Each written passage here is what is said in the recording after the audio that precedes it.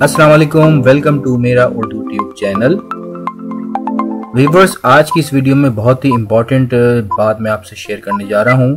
आपने थंबनेल तो देख ही लिया होगा।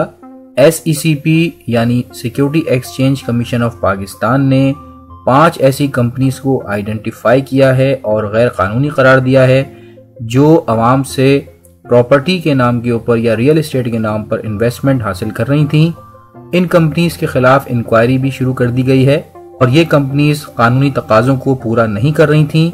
जैसा कि आपके इल्म में होगा कि मुख्तलिफ ऐसी कंपनीज जो हैं वो पहले भी आइडेंटिफाई हुई और उनको गैर कानूनी करार दिया गया, जिसके अंदर B4U भी एक कंपनी थी जिस पे रिसेंटली बैन लगाया गया और इसके अलावा भी कुछ पहले कंपनीज मौजूद थी।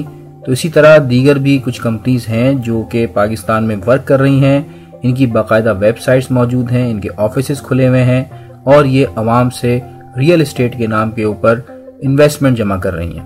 तो SECP ने बाकायदा प्रेस रिलीज जारी की है जो कि दिसंबर 17 को सामने आई। SECP की वेबसाइट के ऊपर आप ये मुलाहिजा भी कर सकते हैं, मैं आपसे शेयर भी कर रहा हूं। तो ये 5 कंपनीज कौन सी हैं? Number 1, x estate technologies private limited company जो प्लेटफॉर्म यूज कर रही है एक्स एस्टेट बीटा के नाम से। Number 2, beacon marketing private limited जो कि बीकन क्राउड के नाम से वर्क कर रही है। तीसरे नंबर पर है international hospitality investment group private limited जो कि IHIG फ्रैक्शंस के नाम से काम कर रही है। चौथे नंबर पे कंपनी का नाम है डाओ प्रॉपटेक प्राइवेट लिमिटेड जो कि डाओ प्रॉपटेक के नाम से काम कर रही है।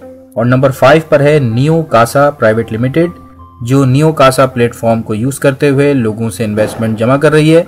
इन 5 कंपनीज ने SECP से अप्रूवल नहीं ली हुई और ये मजाज नहीं है कि अवाम से रियल एस्टेट के हवाले से कोई भी पैसा वसूल कर सकें।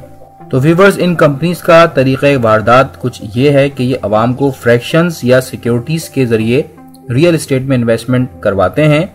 फ्रैक्शंस या सिक्योरिटीज वाली जो इन्वेस्टमेंट है इसको मैं आसान अल्फाज में समझा देता हूँ।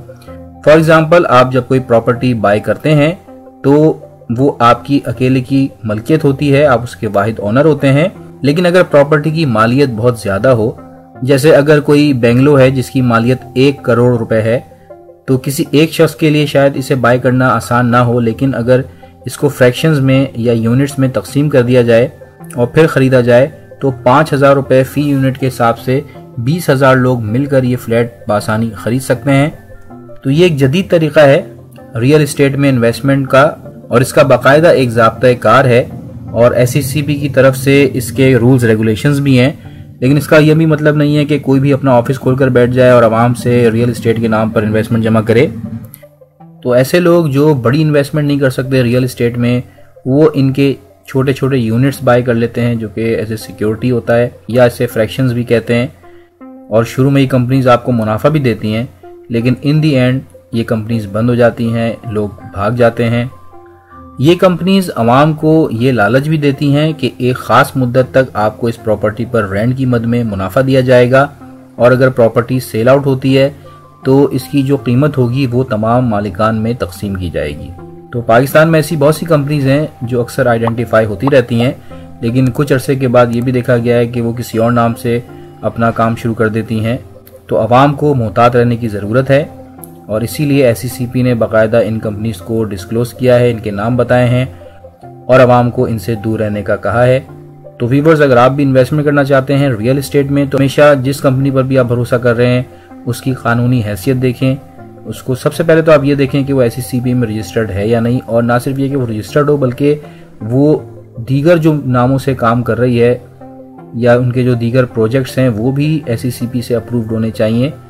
अक्सर ये होता है कि कंपनी जिस मकसद के लिए रजिस्टर्ड हुई थी वो उस मकसद के अलावा कोई और एक्टिविटी भी कर रही होती है और वो अपनी इस बात को कैश करा रही होती है कि जी हम तो SECP में रजिस्टर्ड हैं, लेकिन उनका जो दूसरा कोई कारोबार होता है जो किसी और नाम से होता है या किसी और प्लेटफॉर्म को वो यूज़ कर रहे होते हैं वो रजिस्टर्ड नहीं होता या वो गैर कानूनी होता है। तो इस चीज़ को भी नज़र में रखना होगा और मुकम्मल वेरिफिकेशन के बाद ही आप कानूनी कंपनीज के अंदर ही इन्वेस्टमेंट करें। तो दोस्तों, आई होप कि वीडियो आपको इन्फॉर्मेटिव लगी होगी। आज तक के लिए इतना ही। Thanks for watching. अल्लाह हाफिज़।